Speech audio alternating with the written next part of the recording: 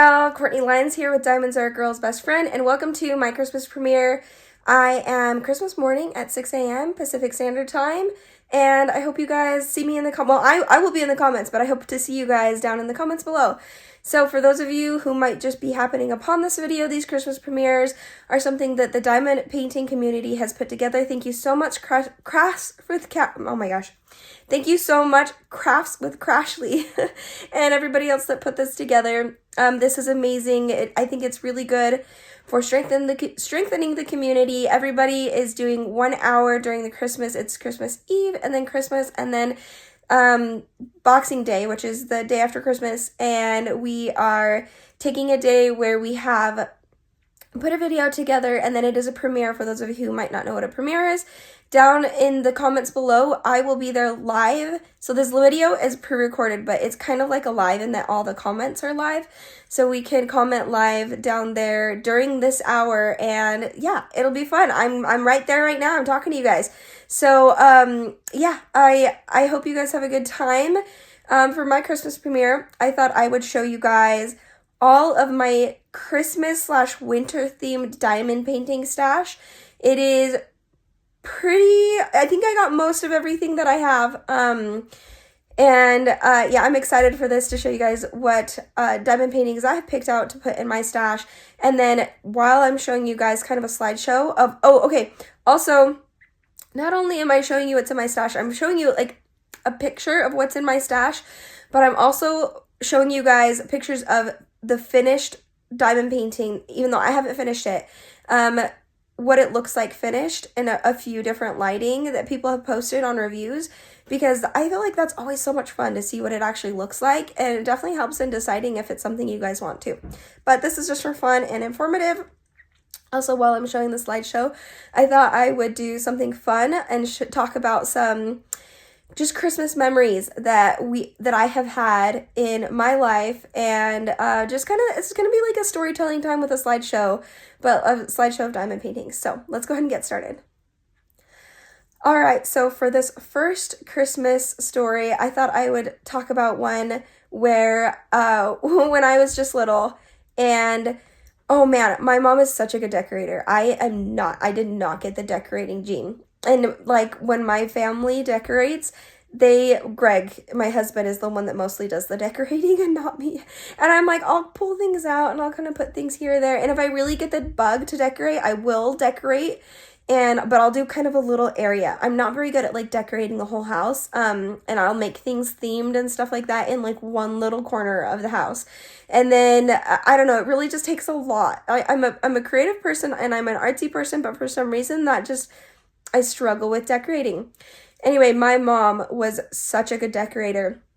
And I remember we lived in this house in Utah in, where was it? It was Sandy, Utah area. And it was a nice house.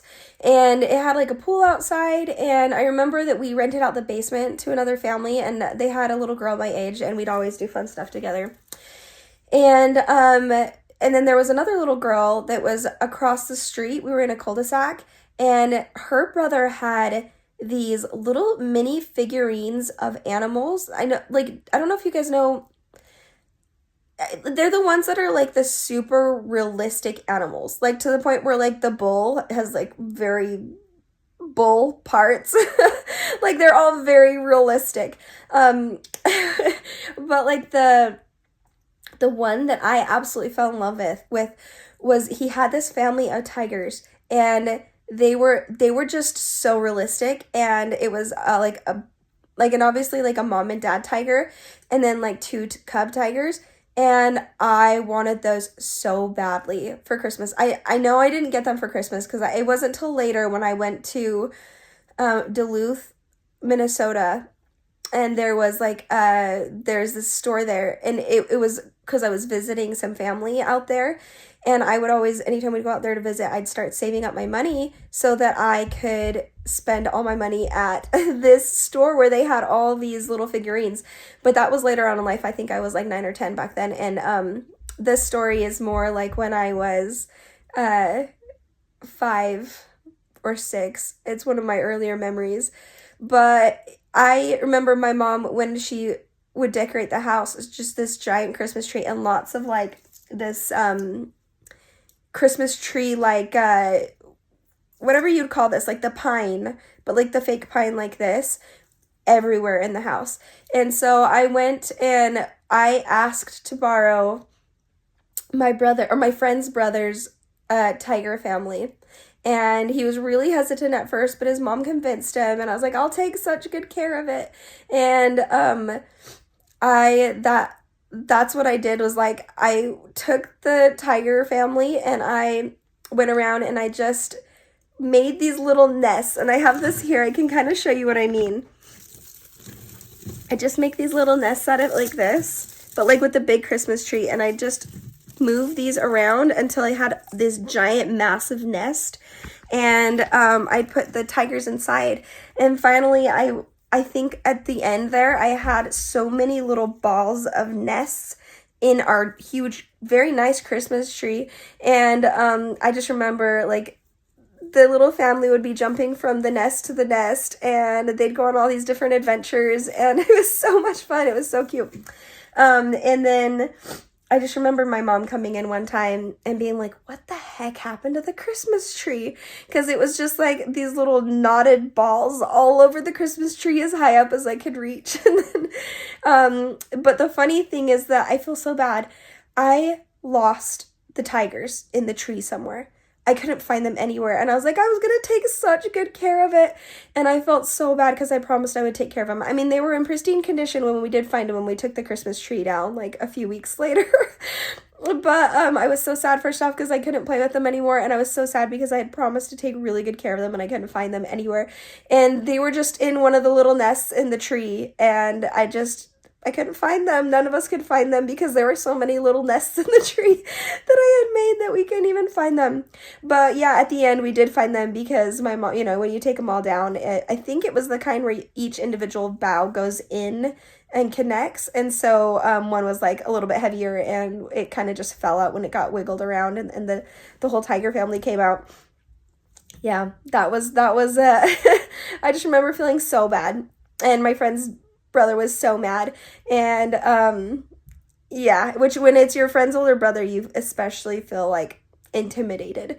So it was funny, and we did eventually find them. So, and then they were still in pristine condition, but it is just, I just remember that as one of my earliest Christmas memories. Okay, so for this next story, I'm a lot older, and this time I'm still in Utah, but I'm in like the Tooele area. And the this one is mostly actually about my brother. I remember it was like, I think the week before Christmas.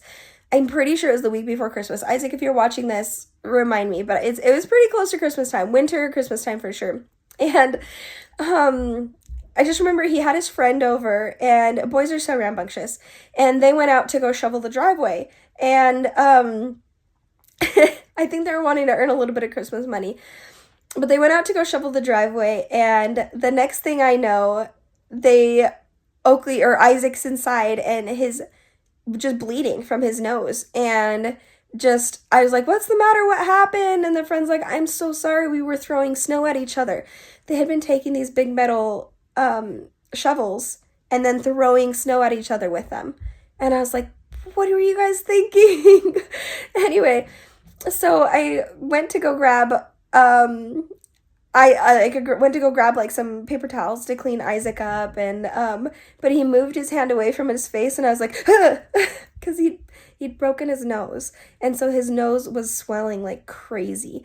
And he's like, wait, what is it? He's like, does it look bad? Does it look bad? I'm like, no, it looks fine, because I didn't want him to panic, because he wasn't even crying. He's always been such a tough kid.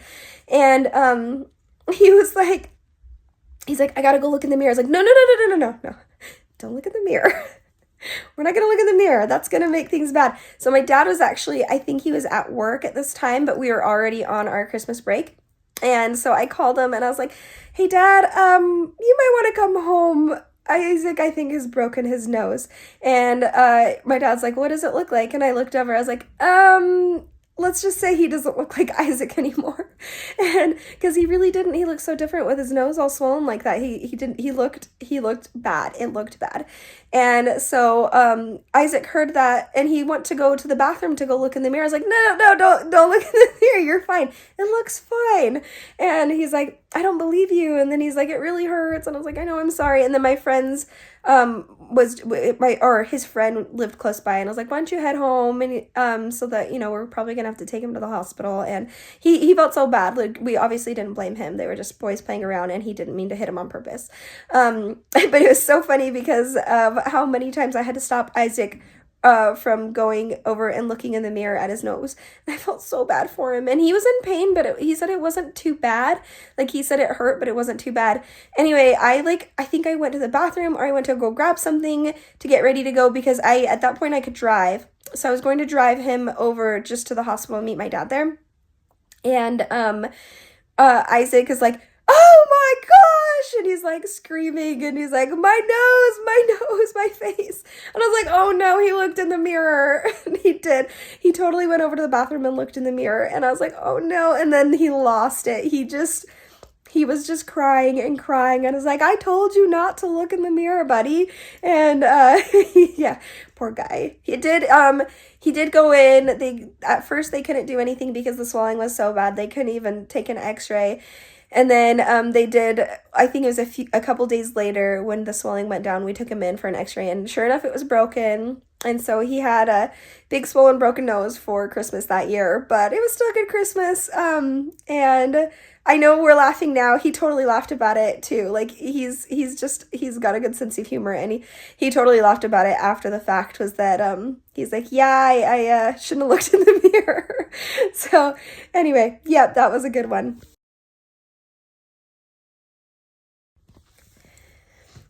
Okay, this next Christmas story is kind of more of a nostalgic and a little bit sad, but also really good, a little bit bittersweet. When we lived in Indiana, we lived on a house that was up on a hill, and just trees everywhere. I mean, if you've ever been in Indiana, just trees everywhere. And we lived up on the hill, and then it was kind of a clear hill down to, there's this like one tree that was in the middle of the hill before there was like the pond and then the forest down below. And that big hill, well, first off, that tree, this is a side note, that tree got hit by lightning 3 different times. It was insane. Like, how does a tree get hit by lightning 3 different times? But lightning storms there are, especially in the spring and the fall, especially in the fall, tornado season, there's just so much lightning. And that thing, I don't know what it was, it just was like a lightning rod, and it got hit 3 different times. That since, like, I think we lived there maybe, like, in that particular house, maybe only like 3 or 4 years. But I was just like, think about it later, and I'm like, how does a tree get hit 3 different times?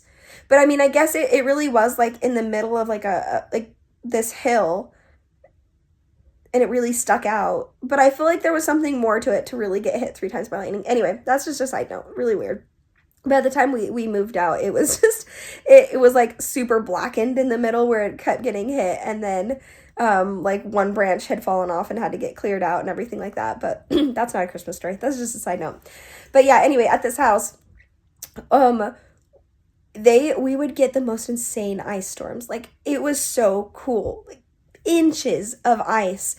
And obviously, so our driveway was just gravel, and it seriously lasted for about like a quarter of a mile. So on days where it was icy like that, but then we still went to school, we'd just sled down the hill and then walk over to just walk all the way over to the bus stop. And then but there was this one time I remember, it was super icy and school got canceled. So we're like, snow day. So it was icy, and then snow fell on. So it was like an ice storm, and then snow fell over the top of it afterward. And it was just like a perfect powder snow for sledding down that big hill. And that hill was the perfect sledding hill. It was the perfect sledding hill. There were some parts like a little further down that was a little bit less steep for some of the, like, for my younger brothers. And then there were parts like that were higher. We'd have sometimes the youth come over, for our church youth come over, and that was a fun hill to like sled on and stuff. Anyway, just so much fun. You'd go so fast. You just have to be careful not to hit that one tree with the lightning, the guy, because at the bottom it really did, it evened out enough that you didn't hit the forest trees, but that one tree you just had to watch out for. Anyway, I just remember having like such a vivid memory of doing this sledding, and it was just bright white everywhere. And then I felt something weird like pinch behind my ear, and I was like freaking out, and I reached behind my ear, and there was an ant that had bitten me right behind my ear, and I was like, where are the ants coming from? Like, what what in the heck? It was so weird, because I was like, how'd I get bit by an ant? And I know that's like such a random memory, but it was like, I just remember it being so weird. Also, that same ice storm lasted for a long time, like where it didn't melt for a long time.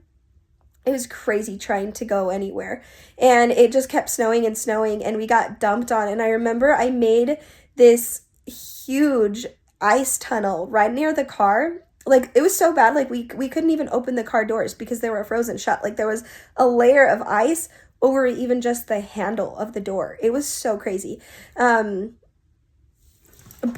yeah, so I made, like, it wasn't an igloo, but it was like an ice tunnel, and that was really, really it was just so much fun to dig around in. But I just remember I knew when I hit the bottom of the snow, because then there was just this sheet of ice. So I just, like, I remember going in there, and it wasn't that big, so I was just on my hands and knees, but I was just like sliding everywhere around in my little ice cave and my snow cave with the floor that was ice. And yeah, that was a really fun one. So I know I just said that there would be a bittersweet one. So that's, I guess I kind of went off into a different direction. So that was this, that was that story. But then the story that's a little bit sadder was, and I remember this wasn't necessarily Christmas time. That last one was pretty close to Christmas. This was just winter time, I remember. And my parents were going through a really hard divorce at the time. And I think at this point they didn't know if they were going to get a divorce or not. But I just remember one time they had a really rough day, and I went outside, and it was snowy, and it was wintry, and it was cold. And then I remember looking down that same hill and seeing this beautiful white deer. And now this white deer had been around, and it actually had like a baby white deer too at some point. Like, it was an albino deer. And you know, they don't really last very long because they get picked off easily, because they are so bright colored that they can't really, what's the word for it? Camouflage. So this white deer was really special to us, and it really was interesting. It seemed to like come out, or I'd see it when I was having a really hard time. So to me, it always kind of symbolized peace and hope during times where things were really hard. And granted, I was probably like 10 or 11 at this point. And I remember just kind of walking out of the house in my snow stuff, just kind of just crying and having a hard time, and standing at the top of the hill looking down at this beautiful winter landscape. And then this white deer steps out into a little bit past the woods into the clearing. And I just sat and watched it for a long time, and I felt so much peace. And I love animals, and I just think it was so much fun.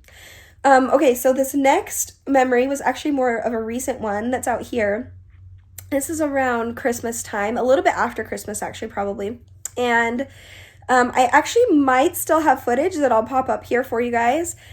But there have been bald eagles out here. In fact, it's this tree out. I don't know if you can see it. There's a tree out there. We live on a lake, for those of you who might be new to this, to my channel. We live out on a lake, and it's a beautiful lake. And there's where we are on the lake, like on the shore of the lake, there's a tree that kind of sticks out a little bit further and overlooks the lake. And bald eagles love this spot because and every single day in the winter, we see them go down and hunt and pick up fish. We've seen them hunt crows. They and the crows have like such a, what would you call it? They hate each other, love-hate relationship, because they'll hunt together, and that'll kind of come up next. They'll hunt together, but the crows always want to steal the eagles' food. anytime the eagles go and hunt, this would be so annoying. Anytime the bald eagles go and hunt and pull out like a fish or something, they're always surrounded by a whole bunch of crows that I don't know if they're trying to eat what is left over or if they're trying to steal it or whatever, but sometimes the crows get eaten too. But it never gets old. It's so cool to see the eagle swoop down and hunt. And I remember this was just last year. We looked out the window one morning. I remember we were trying to start school and the kids are like, Mom, look, there's a whole bunch of eagles in the tree. And every once in a while we'll get like 2, 3. I mean, we saw 4 at some point and like 4 bald eagles, but it was like 2 adult eagles and then 2 juvenile eagles. So we figured it was like an eagle family. No, this time there were 20, I think it was 24, 25 eagles. Bald eagles, not just in this tree. In this one tree, there were, gosh, I want to say, I can't even remember the numbers anymore. I'll show you. But it was like 8 to 16 just in these trees. There were 2 trees right here. And I looked out and I was like, oh, they're everywhere. They're bald eagles everywhere outside our window. And so we were watching them and they were kind of like swooping from like the left, like when you look outside from the left in the tree, and they were swooping over to the right. And this was during the time, and I'll tell this story in a little bit too. This was during the time when the whole lake had iced over, which I guess doesn't happen that often. So the whole lake had iced over, and there were kind of some spots, I think at this point, that were starting to thaw. And but we realized that they were hunting something over on the lake to the right. And so we went down all the way down to the dock, but it was freezing. It was like -5 at this point, because it'd been cold. This was during like the really cold front that we had. And at the time when we went down to go see the bald eagles, it was like -5. But so we go down to go see what's going on, and it was all these bald eagles out over the lake too. So we had tons of bald eagles in the tree, and we kept seeing them swoop over to the right over here, and a whole bunch of crows too. So it was the crows and the bald eagle, and they were just massacring these mud hens. And it was like, this mud hens it's like some sort of, they look like ducks, but they're not ducks. And they just they like to sit in the water. But I think from what I've heard from other people, sometimes they're too dumb to actually get out of the water before it freezes. So it looks like a whole area of mud hens had sat and like they'd frozen their feet in the water. I know this is so sad. It's sad, but it was also just a really cool nature experience. And we saw all of them just being eaten by by all the birds. And I mean, yeah, it was super sad, but it was also like really cool because I grew up watching the Animal Planet. I loved just watching nature do nature. And so these bald eagles, I think we counted up to 24 or 25 of them, and then countless crows just flying down and just attacking these mud hens and then bringing them back up to eat them. And it was like an all-day thing. It was, not to get graphic, but the ice, it was pretty gory, pretty gory by the end of the day. So not that I'm laughing at the gore, it was just like, it was nature. So it was kind of like, that's really cool, but that's also really gross. Like, but the kids had a lot of fun watching it because it was just really cool. Like, it was just like nobody orchestrated this, like, I mean, besides like God orchestrated all of this. God has orchestrated all of nature, but I mean, like, it wasn't like a show that's a man-made show put together, and like, it just, that's what happens. And they were just doing their thing. They didn't realize we were watching. It was right outside our window. It was so cool. All right, this next story actually happened a little bit before the bald eagle story, so I probably should have started with that. But so this one was also last year, and that was the first winter that we've lived out here in northern Idaho where we live now. And it was crazy because it had been mostly just rainy all fall and winter. And then this time we just had like a really crazy cold front. And I remember the kids were supposed to be starting so it was a little bit after Christmas, because I remember the kids were supposed to be starting their ski lessons up on the mountain, and they couldn't because it was -20 something degrees there was -27 before wind chill up on the mountain. And people were like posting all this stuff. They're like, this is Mount Everest this is like a day on Mount Everest up here in the mountains. So they did actually cancel, which was good. And I remember that whole week, it just got really, really, really cold. At some point down here, even in the lower elevation, it was like negative 17 degrees. And that was before wind chill, or maybe that was with wind chill. Either way, it was really cold. And it was really windy too. And it was windy coming from like across the lake into our house, and like hitting our house, and we're up on a hill. So that wind, when it hits that direction, there's just nothing stopping that wind, and it just hits us full on. And it was really cool at first to watch out the window at all of the ice starting to form on the lake. Like, it actually formed on the lake but it would form in waves because it was freezing so fast. So you could actually sit and watch as the lake froze over. It took a couple hours, but it was really, really cool. And it froze, like I said, up on the shore. If we went down there, it had frozen in waves, and it was just so cool. But literally it was cool because that night, and it was only when the wind was bad. So that night, with the wind so bad, this is just not it's such an old house, and it's not insulated very well. Like, the windows have recently been redone and a lot more insulated, but it was cold. It was so cold.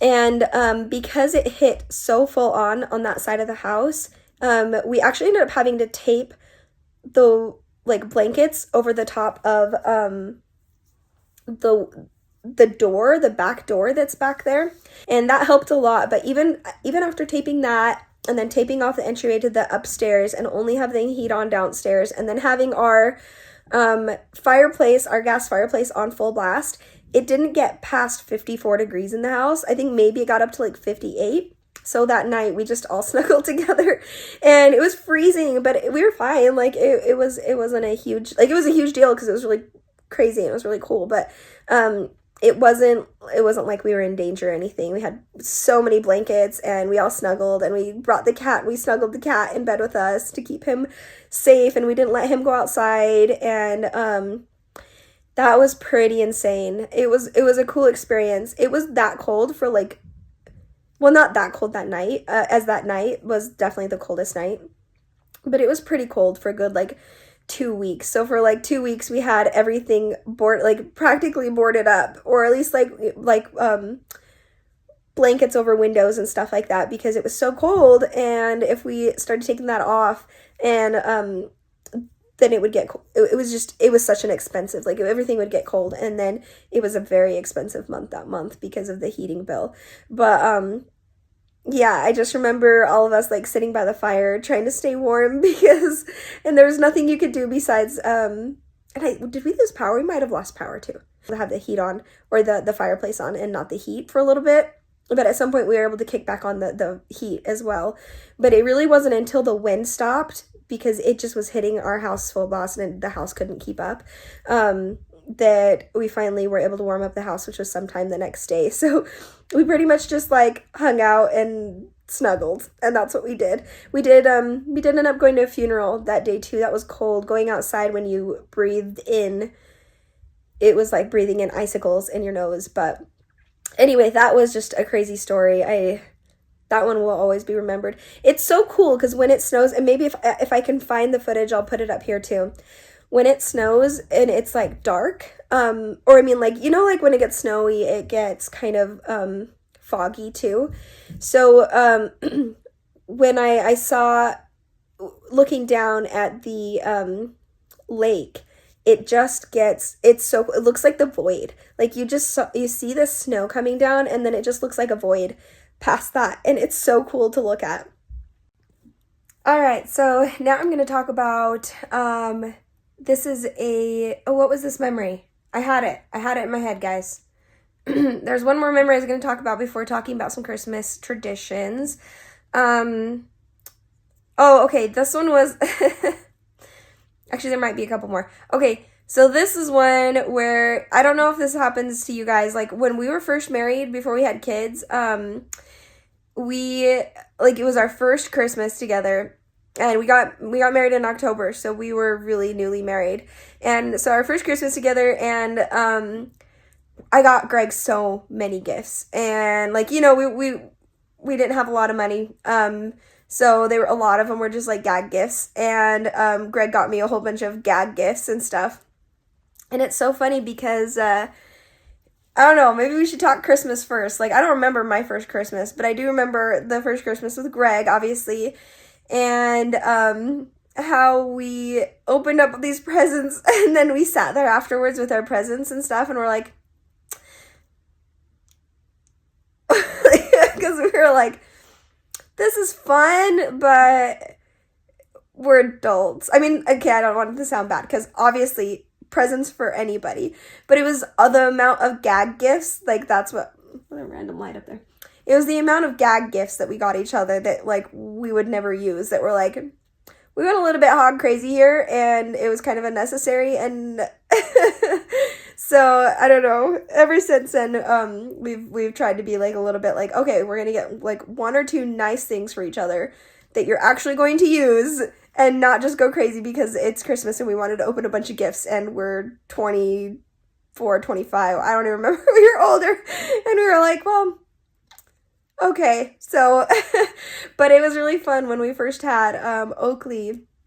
Once again, there's things that you learn where it's like, we got him so many gifts, like, and my dad got him a bunch of gifts, like, he got, first grandkid on that side, he got so much stuff, and, he was only like he was born New Year's Day, so I guess he was almost exactly 1 on Christmas, like 5 days from being 1 year old on Christmas, and he he didn't know anything, like he was a fast walker, so he was walking by then, but we'd put a bunch of like cat toys on the ground for the cat, and just like spread that all over the place, and then here's this tree full like Christmas gifts underneath, just full of Christmas gifts, and Oakley walks over and just starts playing with the cat toys, and we could not get him to even be remotely interested in all of the gifts. And even when we opened them, there were some toys that he's like, oh, I like that, and he'd play with them for a little bit, and then he'd move on to the cat toys. And so that was a lesson too. And so this last Christmas with Reese, we knew he wanted a broom, or we knew we wanted to give him a broom because he always tries to steal my broom. And of course that does happen to be the same broom that when Oakley was swinging it around smacked Zenny in the back of the head, and she ended up having to go in and get her head glued because yeah. So, but that was like the one gift that we got Reese, who at the time was barely 2, because he's barely 2 now, so barely 1, and we're like, he's not gonna notice any gifts. So like Oakley and Zenny got their gifts, and then Reese was like did not get very many gifts, like he just got that one practically, besides a stocking full of kind of some fun little stuff, and yeah, and he was a happy camper. He was super happy. That was a fun Christmas because we, like I said, Greg's like the all-out decorator sort of thing. Like, I'm the one that gets the gifts. I wrap them, make them look nice. I put them under the tree. I'll put a little bit extra little things here or there. And Greg is like, he's throwing fake snow up in the air, and there's fake snow everywhere. And I'm like, it's gonna be messy to clean up. But it was fun. And then we have these little reindeer. They're not little, they're actually like the big stuffed animal reindeer, probably about like the size of our cat. We have a big cat. We have 2 of them, and we had them on the counter in front of the Christmas tree. And Greg had put chocolate chips underneath the back of the one of them, so it looked like he pooped. So like, and the cookie had been half eaten, and he made like this whole scene of like the milk was gone and the cookies were eaten and the reindeer had pooped and like left little paw prints all over in the fallen snow that was the fake snow that was on everything. And it was just so cute. He's really good about stuff like that. And Zinnia, when she came out, she was like, ew. But it's funny because it's funny that it's kind of like our family joke, because out here the deer poop all over in the yard, and it drives Greg crazy. Like, you can hear before he goes to mow the lawn in the summertime, he's like, "They stupid deer!" And he's like, you can hear him like yelling profanities out the back because he's to clean up the deer poop. So it was just especially funny for that he like did this little scene where the deer had poop underneath him, which was just chocolate chips. So anyway, that was a lot of fun. Then that same Christmas, last Christmas, was the same Christmas that we actually went as a married couple and family, cut out our own tree. And my dad has some land out here. So we decided, well, let's go. Well, actually, we were driving to go find some like land here where you can go, because out here I think you can just go to state-owned land and you can go and find a Christmas tree to cut, and there's like some parameters and stuff like that. Like you're not allowed to cut only like top of a tall tree. It has to be like that actual size and everything. And we were driving everywhere, and I'm like, Greg, let's just go cut one off of my dad's land, because it will be it'll be like special and mean something. And he's like, okay, yeah, that's a good idea. So he called my dad and asked for permission. Of course he said yes, because he's awesome like that. And so we went to my dad's land, and trees here are tall, and we're like, there's mostly only tall trees, and there's some small ones, but I think it just depends on what kind of trees they are. They're beautiful trees, but they weren't like the full Christmas tree. Well, we were determined, and we went and we cut off a tree, which turns out might not have been on my dad's land. So I mean, there's tons of like forest land out there. So we feel kind of bad about that, but because when he came out and visited later, we're like, this is where we cut it, and he's like, I don't think I own this part. I was like, oh no, no, that's not good. But it was done unknowingly. But anyway, we brought it home, and we're so excited for our Christmas tree, which when we when we tied it up and put it on the top of the truck, it was so poorly done from us that it looked like a dead body on the top of our Sequoia. Was in a truck. And so we take it home, and we put it in the house, and we're like, it's too spindly. It was just so skinny, and like the trees didn't have much on them, but we loved it. We had so much fun. The kids had so much fun. The live trees though, they shed like crazy, and it is a huge mess, but totally worth it still. There was another one that I was going to tell you guys. Let's see. Well, I can't think of it at the moment, but I will pause and remember it in a little bit if I can. So, some of our Christmas traditions, and this is a premiere, so now below, as I'm watching this, I'd love to hear what your guys' Christmas traditions are, because they're so varied. Usually Christmas morning, I can't remember if like sometimes, well, not I can't remember, just sometimes it's different. Sometimes I'll make cinnamon rolls the night before. We're having for Christmas Eve, we're having the missionaries, the LDS missionaries from our church over that night. So we're gonna have them eating dinner with us. So I'm gonna make cinnamon rolls the night before so that they can have some, and I'm gonna make a double batch, and then we'll have cinnamon rolls for breakfast in the morning. And I have a really good cinnamon roll recipe that's just absolutely delicious. And then I remember what the other memory was. We'll get to it though. But so then first thing before we open up presents, I know this seems like torturous to the kids, but we read the nativity story in the Bible, in the New Testament, and we just really make it about Christ, and we really Christ center it. I know there's a lot of different religions out there and traditions for Christmas, but that's just our tradition. We celebrate Christ on Christmas. We really try to make it Christ-centered. So that's what we try to start off with every morning. And I think it really makes a difference, because we talk about the gift that he gives us, and it makes a difference for the children and for us to be like, okay, we're waiting to open presents. We're going to read this story about the ultimate gift, and then we open presents. And it really does bring like just a spirit of gratitude as we open presents and stuff like that. And so that's one of our Christmas traditions. One of our other traditions is that we decorate for Christmas the day after Thanksgiving. Honestly, for us, it's like Halloween's over and Thanksgiving's kind of an afterthought. I mean, like, we're always grateful. We try to be grateful.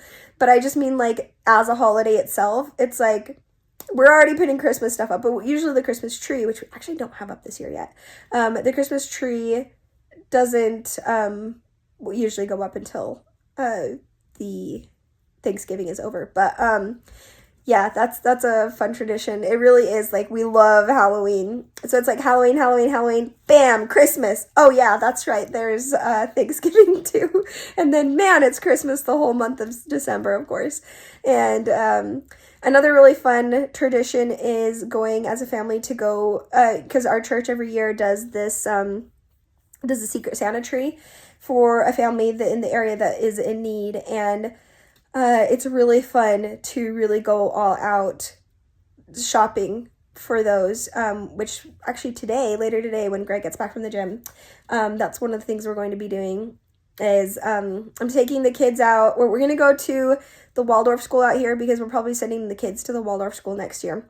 So they have like their Christmas or their winter fest that they do. So we're going to go see go check that out and then go talk to some people and start getting them signed up and everything like that. And then we're gonna go shopping for the Christmas tree gift. What is it called? It's called like it's like Secret Santa, but it's not Secret Santa. It's the Giving Tree. I think they call it the Giving Tree. And so we're gonna go do that, which will be really fun. I don't know if we're going to Coeur d'Alene. We might. But which is kind of like the big town near us, so we go and we'll go and shop there and maybe do a little bit of Christmas shopping for others in our family. We're having my dad come visit this year with my brothers, and so it's gonna be a whole lot of fun. We're gonna go skiing. So we're gonna ski so much. We got we're not doing really a whole lot of Christmas gifts for the kids or for each other because that was our Christmas gift this year was skiing because that's heck of expensive. So we did that for Christmas this year, and then I have a couple of things for Greg that I just know he needed, and so grabbing that, and then yeah, that's what our definitely this year is going to be one full of memories, and definitely ski memories for sure. So the other Christmas memory I thought I'd share that was a really fun one was, well, okay, it's fun, and but then there was a part that was like not fun for a little bit there, but so one year we spent over at Greg's parents' house in southern Idaho, and they live in a gorgeous area. Obviously, I'm not going to say where they live, but they live in a gorgeous area and kind of by a river where they are, and pretty close to where they are, maybe like a half-hour drive, is a hot spring. And it's one of those hot springs that is connected to a river, so you can like you like dam up some parts, and like there's some area that's like really really hot. You have to make sure to kind of siphon in the heat. It's really cool. It's really fun. And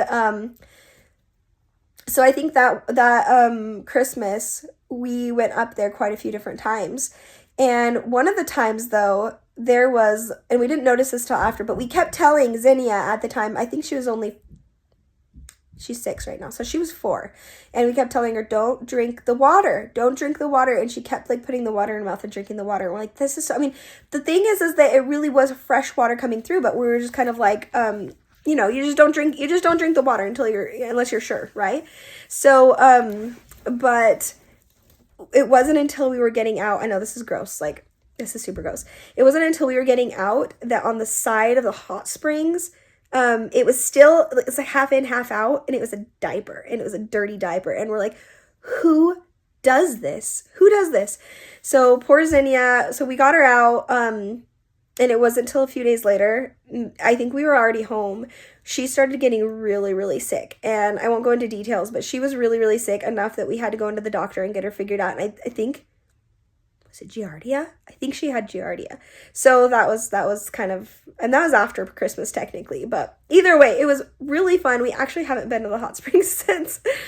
It's not that we don't want to go out every single time we're out there, like we should go up there, but I do think that it's a little bit in the back of our heads of like, she got pretty sick from that, and granted she drank the water, but still, it's pretty gross.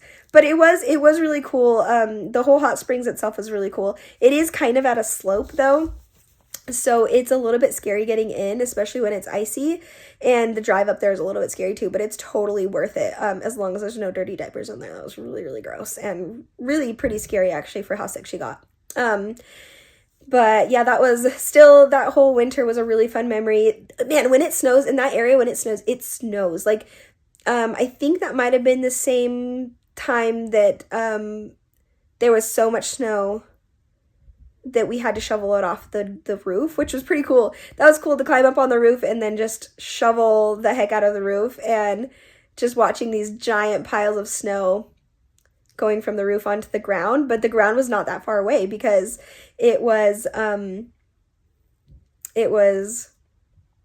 the snow was so high. I'm talking like feet, like 6 feet of snow.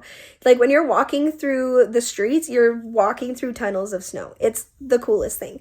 And that might have been the same year. I think it was the year before. This was around Christmas time, but I don't think we were there for actual Christmas. That the moose, they always have moose out in that area.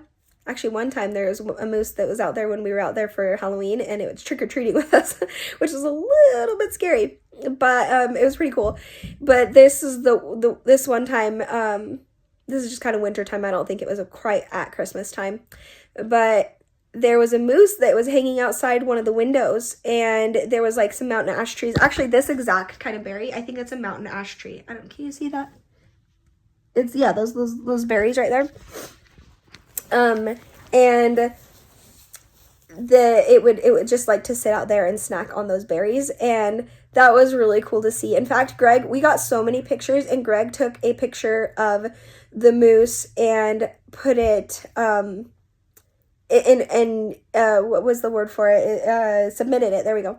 He submitted it for it's like one of the daily papers there or something, for their photo competition, is it like a nature photo competition, and he won like a $100 gift card to some alpine shop out there, and then he also won like a t-shirt and a couple other things. I don't remember everything, but we ended up buying Xenia some snow pants with it, and some I think we got him a sweater or a t-shirt or something like this, said Idaho on it. And that was fun. That was pretty cool that he won. That was a gorgeous picture. If I can find it, I'll pop it up right here. But let's see. Yeah, that was a really fun memory. It's really cool to go to that area when it is snowy like that, where it's just huge snow. You literally have to take so when you go through the roads and you go on a walk, you have to practically go pull the kids by sled because it's so slippery, and it's still a little bit hard to walk through. So we pull the kids around all along the streets on the sleds, and then we also have it where the one area is by the river. It's hard to get to because people, like, there's a whole bunch of trails back there, and so people, as it's still been packing snow, have been walking through it or shoveling through it, and so it really is like just tunnels of snow on either side of you. But you can make it out to the river, and then you can get your snowshoes on, and you can kind of climb the snow and walk over to this one area where there's like a whole bunch of this might have been a different year that the snow wasn't so high, because I think that one year where the snow was really high, it wouldn't have fit over the top. Like, it would have covered this whole area that I'm thinking of. But someone had made some forts out there that are really cool. It's just some forts with some sticks. And we took some snowshoes and we walked out there, and you're able to dig in a little bit. So where the fort is actually dug in underneath. And so you can kind of like take a little slide down into this fort that is just covered in snow now. It's pretty cool. And it gets pretty warm in there because it's like an igloo. And yeah, that's really fun. And that same year, the year that there was like a ton of snow, that was really cool because we dug out quite a few different snow tunnels. That was a lot of fun. And there are these huge pine trees out in the yard there. So we would just kind of, it made like it makes for like natural, because they're really thick pine trees, so it doesn't snow underneath. Like when you get down underneath there's like a little bit of snow, but mostly pine needles, but the snow on the sides have really packed up. So you just get this tunnel where you can get underneath this tree, and it's like, it's the size, like, this whole room, it's like the size of this whole room that I'm in, and with the tree in the middle, and the kids just have a blast going down there and just pretending things. We always pretend survival, which they have a lot of fun with. They recently read My Side of the Mountain, so that's been really fun to read that, and they get really excited about survival, but they hadn't read it then at that point. But yeah, that is a beautiful Christmas time to be. I think we've been there 2 Christmases out of like the last 5. we went down to Tucson, Arizona with my dad when he lived out there. He doesn't live out there anymore, so otherwise I wouldn't say where he lived. But he lived in Tucson for a little while. Gosh, Tucson is gorgeous. It was really cool to go out there for Christmas because it was like, it's not your normal Christmas. There wasn't really snow. We did go up on a really beautiful drive up into the mountains, and just, it's so much prettier than you think. Like, you just think desert, and while it's desert, it's just like the gorgeous desert. And I fell in love with the saguaro cacti because they're so, like, they're so cool. They're huge, and they're majestic, and they're kind of like alien looking, and they're really pretty. They're really cool.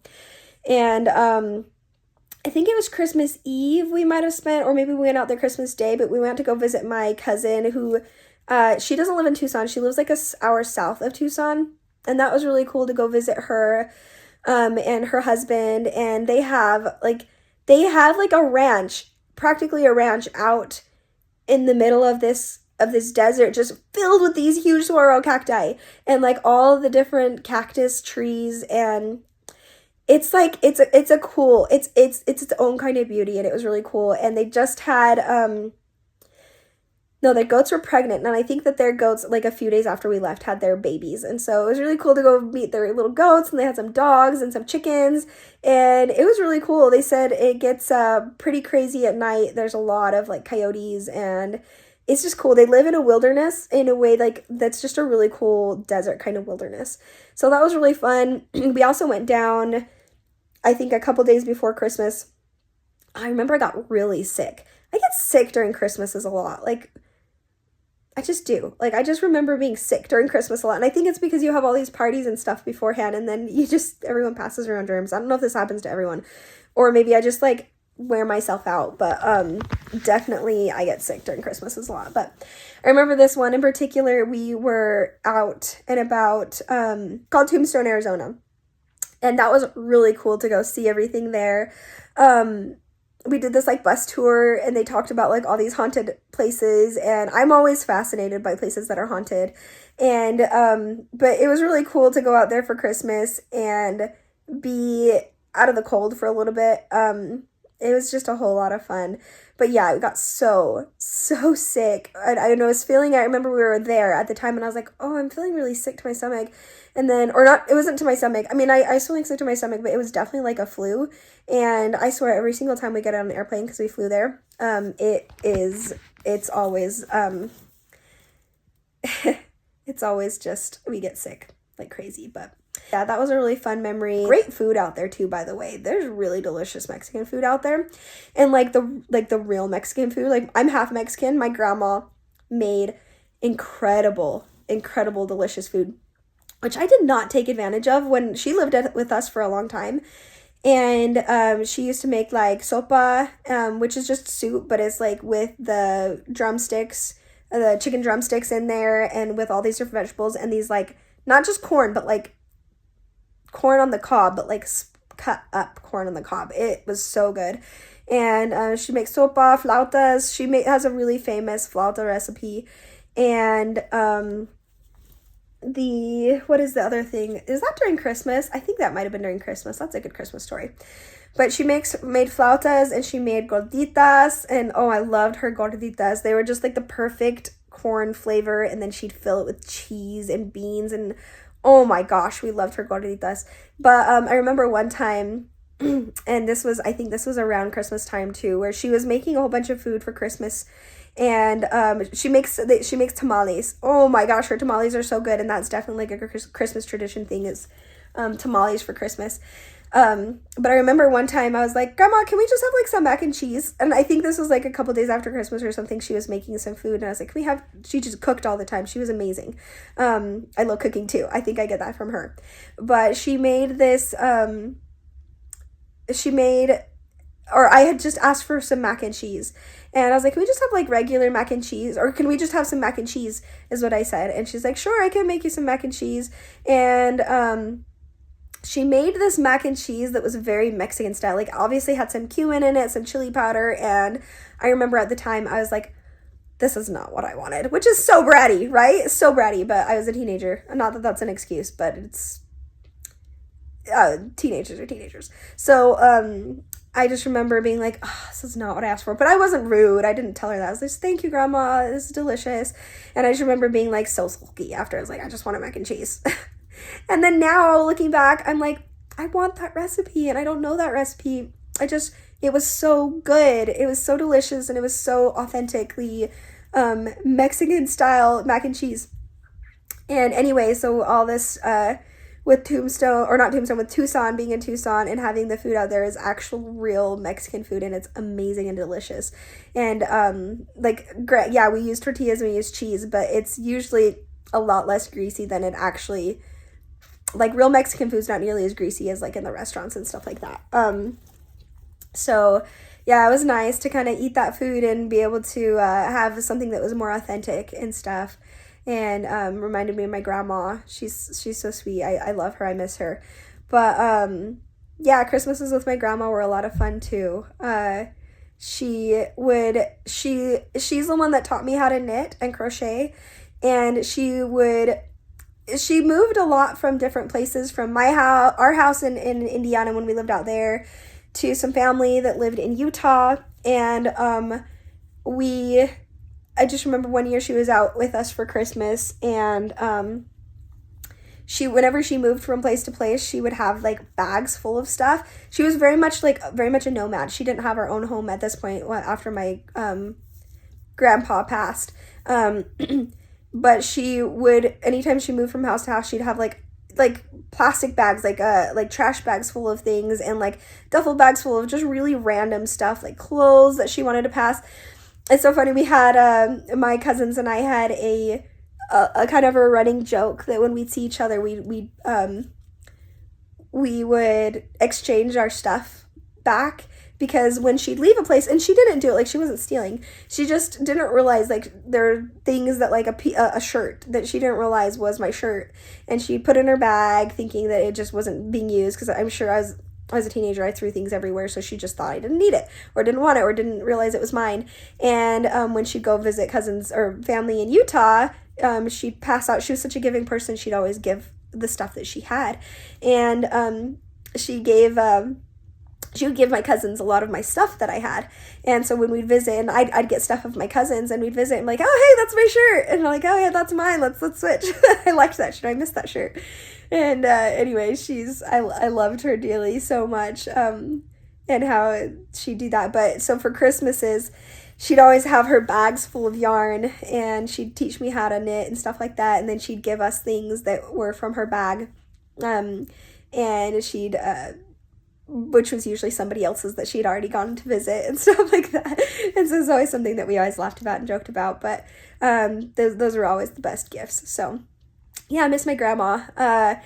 And great Christmases. You know, life is good. Sometimes Christmases aren't great. Sometimes things are not great. And I've certainly had rough ones too. And sometimes there's loss around Christmas time that can be hard and difficult to deal with. But I think the purpose of these premieres are to reach out to everybody and to realize that we are all here for each other, and that we care, and I know that you guys care, and just to kind of, you know, have some feel good feelings during these holiday seasons, whatever you are celebrating. Just know that we as the diamond painting community and these creators that are the creators that put this together, I mean, just it had to have been so much work, but that we do it because we care, and we really do value you guys as our viewers. And we hope that you have the best holidays. I hope you guys have just make some wonderful memories this year. And yeah, thank you so much for joining us, and I hope that you had a great time. I'm gonna go. I think it's so cool that we've been down here on the chat live talking to each other. This is my first time doing a premiere, and I think that yeah, I'm excited to see what everybody else puts up, and I'll be in those chats too, on and off. And we're having family over, so things will be a little bit busy, and with Christmas and everything like that. But we will. I'll hop on the chat on some other ones too, and I'll see you guys next time. Thanks for joining me. Bye.